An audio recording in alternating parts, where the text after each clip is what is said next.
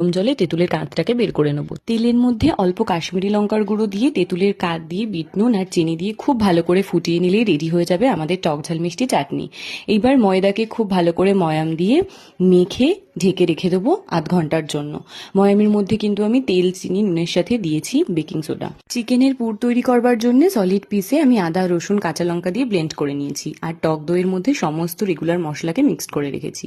এইবার তেলে পেঁয়াজ ভাজা ভাজা করে নিয়ে তার মধ্যে দিয়ে দেবো সেই কিমা করে রাখা চিকেনটা, তার সাথে অ্যাড করব সেই দই দিয়ে যে রেগুলার মশলার একটা মিক্স তৈরি করে রেখেছিলাম সেটা খুব ভালো করে 10-15 মিনিট রান্না করে নিতে হবে। তারপর পুরটাকে ঠান্ডা করে তাতে অ্যাড করব বেকিং সোডা।